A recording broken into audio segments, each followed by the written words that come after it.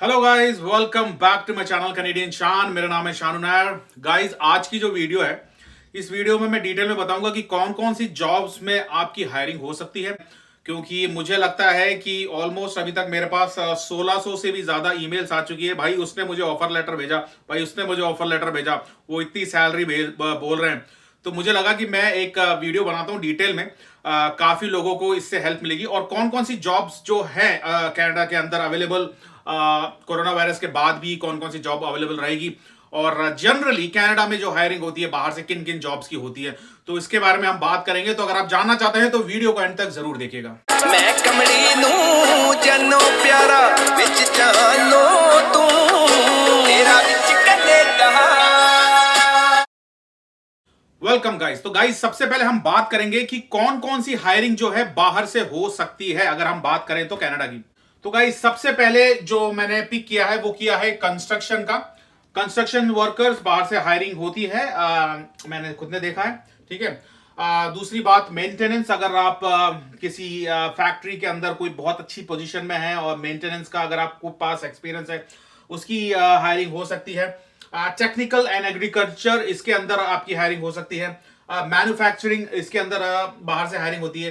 Processing, अगर आपका उसके अंदर एक्सपीरियंस है तो हायरिंग हो सकती है। बुचर, बेकर, शेफ, इसके अंदर हायरिंग हो सकती है। ट्रकिंग, इसके अंदर हायरिंग हो सकती है। तो इसके अलावा अगर कोई भी ऑक्यूपेशन है, मुझे नहीं पता, मैंने ना देखा है, मुझे शायद इतनी नॉलेज नहीं होगी कि इसके अलावा भी कई बंदे आए होंगे। मैं अपने चैनल पे वही डालता हूं जो मैंने देखा। तो अगर किसी को मिला है और कोई काम कर रहा है तो आई डोंट नो, लेकिन मैंने जो है ये कुछ ऑक्यूपेशन चूज करें जिसमें हायरिंग हो सकती है बाहर से।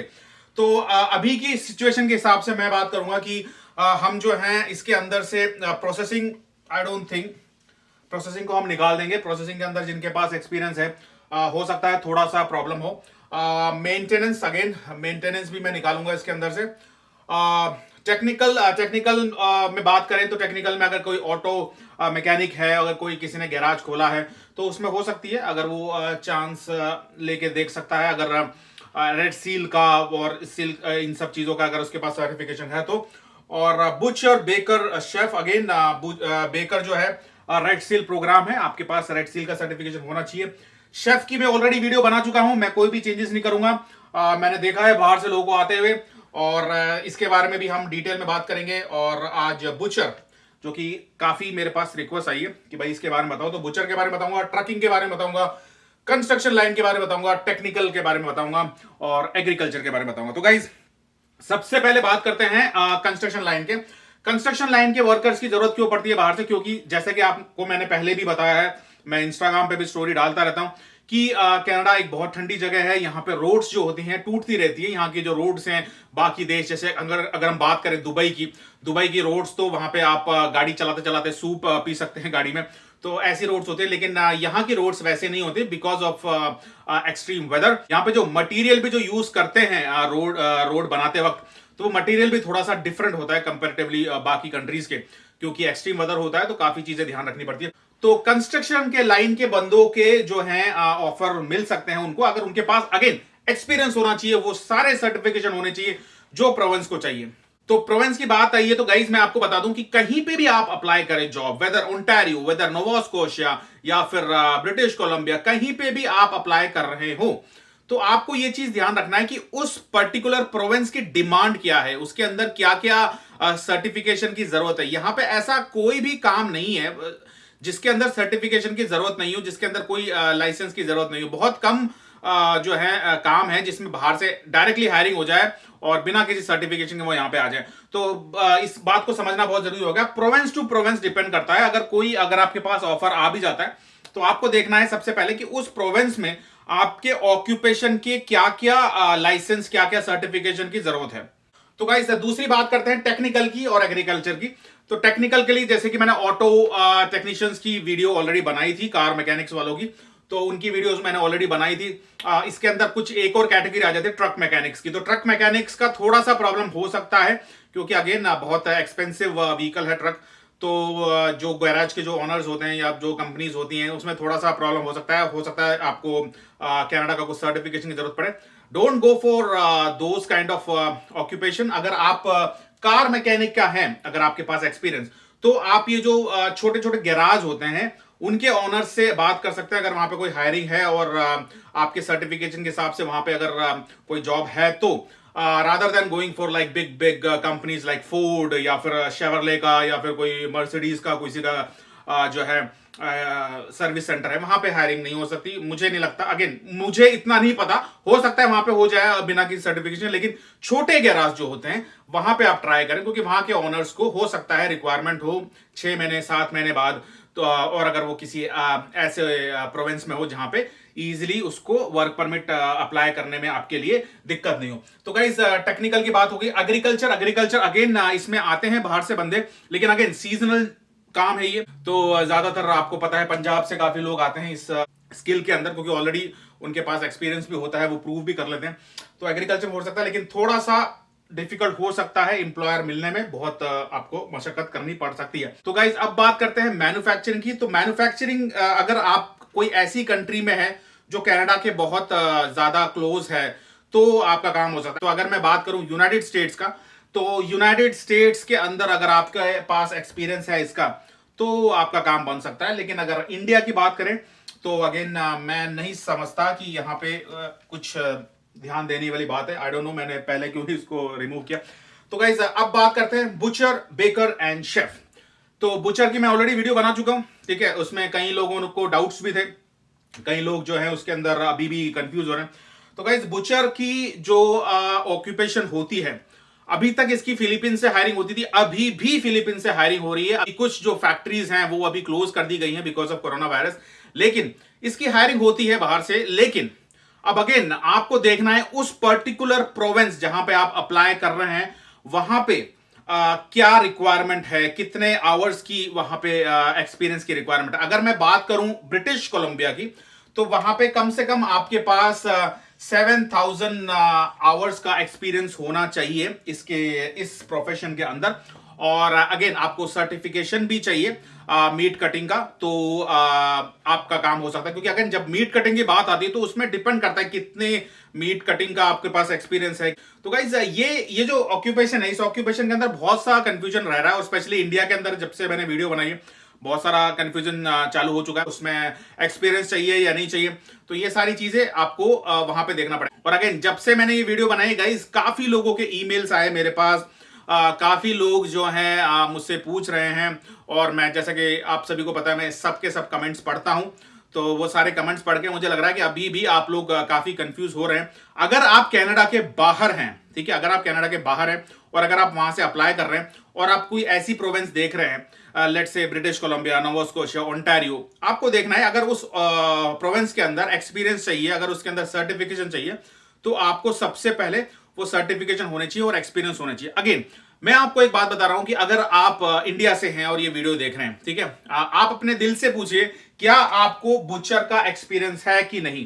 क्योंकि काफी लोग दिमाग लगाने लगे कि भाई कहीं ना कहीं से एक्सपीरियंस हम अपना दिखा देंगे। गाइस मैं बात करूं, ये बात हम कर रहे हैं वर्क परमिट की, ये हम बात कर रहे हैं LMI की। तो ये जब इशू होता है, हो सकता है कि आपको जो है इंटरव्यू के लिए भी बुलाया जाए, ठीक है, हो सकता है आपका पर्सनल राउंड ऑफ इंटरव्यू भी हो। अगर आप इसके अंदर एक्सपीरियंस नहीं है, अगर आपको नहीं पता इसके बारे में, तो अगर सारे काम होने के बाद भी आपके इंटरव्यू में आपका जो है केस रिफ्यूज हो सकता है, ठीक है। तो शॉर्टकट्स नहीं देखिए, अगर आपके पास जेन्युइन एक्सपीरियंस है, ठीक है, बुचर का, अगर आपके पास सर्टिफिकेशंस है तो ही आप इसमें दिमाग लगाएं। लेकिन ये जो शॉर्टकट्स वाली चीज है कि भाई वहां से हम निकाल के ये दिखा देंगे, यहां से ये दिखा देंगे, अगर प्रोविंस को सर्टिफिकेशन चाहिए तो आपको उसको वैलिडेट भी कराना पड़ेगा। तो वो भी देखना पड़ेगा किस प्रोविंस की कहां पे होती है। अगर मैं बात करूं ट्रेड की, अगर मैं टेक्निकल की बात करूं तो Ontario college of trade approve करता है ये सब चीज। अगर मैं बात करूं बेकर की, तो बेकर अगेन रेड सील में आता है, ओंटारियो कॉलेज ऑफ ट्रेड इसको अप्रूव करता है। तो गाइस ये होती है। तो बुचर का हमने क्लियर कर दिया है कि बुचर के अंदर अगेन आपको एक्सपीरियंस चाहिए, आपको सर्टिफिकेशन चाहिए डिपेंडिंग ऑन योर प्रोविंस। अब बात करेंगे बेकर अगेन बेकर का जिनके पास एक्सपीरियंस है वो रेड सील प्रोग्राम से के थ्रू आगे बढ़ सकते हैं, अपने सर्टिफिकेशन को जो है आप अप्रूव कराएं। अब बात करते हैं शेफ की, और हम बात करेंगे ट्रकिंग की, और उसके बाद हम जाएंगे जॉब ऑफर, जो किस तरह के जॉब ऑफर होते हैं, कैसे आप चेक कर सकते हैं। तो गाइस शेफ की बात करें तो शेफ जो होता है बहुत ही एक यूनिक एक कला है, हर किसी के अंदर ये कला नहीं होती। अभी इसका भी कंफ्यूजन चल गया जब से मैंने वीडियो बनाई है। सारे के सारे लोग जो है, जो लोग को इसमें एक्सपीरियंस नहीं है, वो लोग भी शेफ बन गए हैं। गाइस, मैगी मैं भी बना लेता हूं घर के अंदर, मैंने पहले भी वीडियो में बताया था। इसका मतलब मैं शेफ नहीं हूं, मेरे अंदर वो कला नहीं है, ये कला का गेम है। ठीक है, अगर कोई रेस्टोरेंट का ओनर होगा, ठीक है, वो सबसे पहले ये देखेगा कि मेरे पास शेफ अच्छा होना चाहिए, उसके बाद बाकी के स्टाफ वो हायर करता है। कई रेस्टोरेंट मैंने देखे हैं ऐसे जहां पे वो लोग रो रहे हैं लिटरली कि वो गलती से शेफ हायर कर लेते हैं और उनका पूरा का पूरा जो बिजनेस है वो पूरा का पूरा स्पॉइल हो जाता है। तो शेफ बहुत ही एक इंपॉर्टेंट रोल प्ले करता है। अगर हम बात करें किसी रेस्टोरेंट की, होटल्स के अंदर भी जो शेफ होते हैं वो बहुत इंपॉर्टेंट रोल जो है वो निभाते हैं उस बिजनेस के लिए। तो ऐसा नहीं है अगर आपके पास एक्सपीरियंस नहीं है और आप सोचो कि मैं कहीं से कुछ बना के, यही प्रॉब्लम रहती है जब हम बात करते हैं इंडिया की। इंडिया में हर कोई शॉर्टकट के बारे में सोचता है। यहाँ पे जो लोग आते हैं पढ़ने के लिए, अपने 15-15, 20-20 लाख रुपए लगा के पढ़ने के लिए आते हैं कि वहां पे 4 लाख 5 लाख रुपए दे के कहीं से कुछ डॉक्यूमेंट बना लेंगे और काम हो जाएगा। गाइस, उन लोगों के काम कभी भी नहीं हो सकते हैं। और इंस्टाग्राम पे कनाडा ड्रीम और फेसबुक पे कनाडा ड्रीम लगाने से आपके ड्रीम पूरे नहीं होंगे। दिमाग से और सोच समझ के आपने सोचना होगा। वर्क परमिट की बात कर रहे हैं हम, ये कोई मजाक नहीं है। तो अगर आपके पास है एक्सपीरियंस, अब मैं उन लोगों की बात करता हूं जिनके पास एक्सपीरियंस है। तो गाइस, अगर आपके पास एक्सपीरियंस है, ठीक है, शेफ का एक्सपीरियंस है आपके पास, तो आप जो बड़े बड़े जो होटल्स जैसे हॉलीडे इन हो गया या फिर शेराटन हो गया, यहां पे दिमाग लगाने से कोई मतलब नहीं है। छोटे जो रेस्टोरेंट है, जो रेस्टोरेंट ओनर है, इंडियन रेस्टोरेंट है, इन लोगों से आप बात करें। ठीक है, ईमेल भेजें पहले तो, उसके बाद बात करें कि आपके यहाँ हायरिंग है या नहीं है, डिमांड है या नहीं है।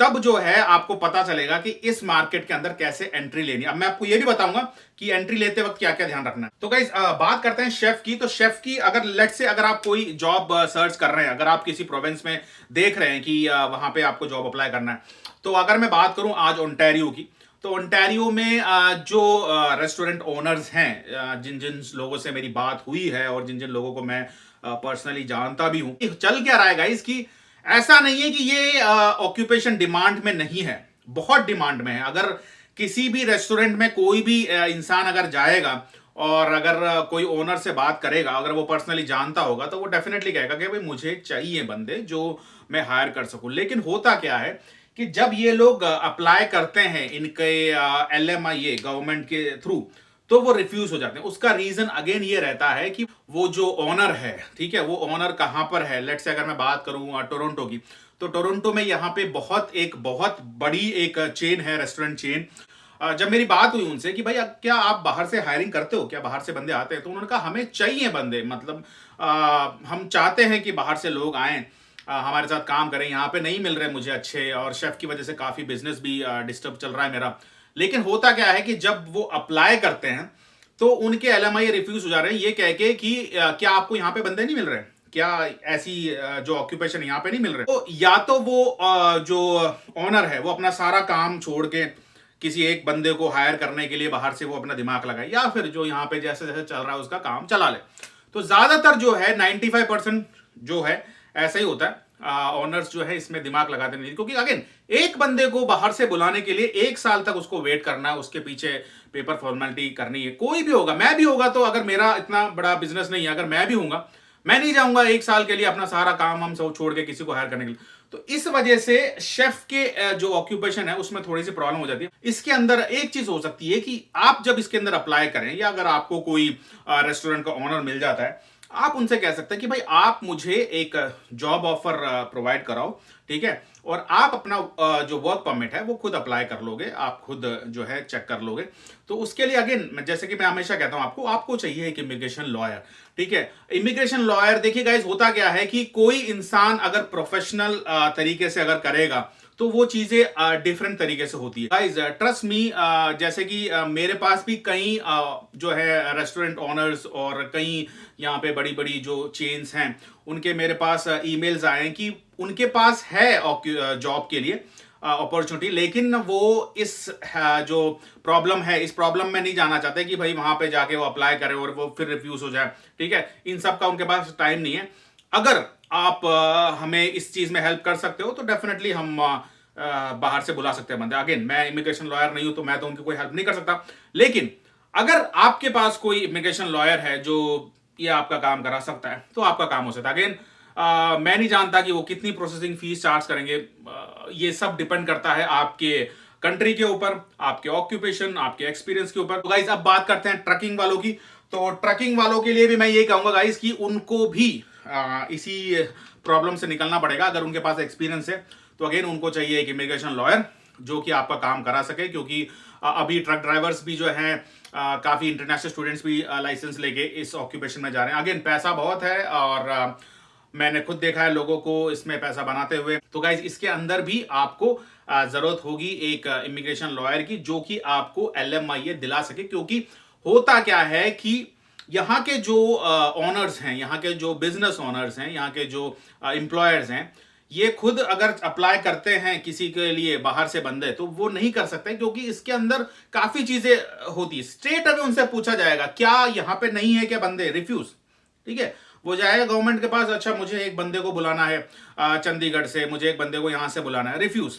ठीक है, तो ये सब दिक्कतें होती है, इसलिए आपको इमिग्रेशन लॉयर ही कर सकता है। अगेन मैं नहीं जानता किसी को भी जो ये सब काम करता हो, लेकिन अगेन मैं आपको कहूंगा ये इसमें बहुत कॉस्टिंग की जरूरत पड़ती है, बहुत सारी चीजें होती है, प्रोसेसिंग फीस, लॉयर की, पेपर फॉर्मेलिटी, ये सब चीजें होती है। मुझे इसके बारे में इतना नहीं पता, लेकिन अगर आपके पास कोई अच्छा जेन्युइन बंदा है जो आपका ये काम करा सकता है तो आप जा सकते हैं। मैं किसी चीज को लिए किसी को रिकमेंड नहीं करूंगा।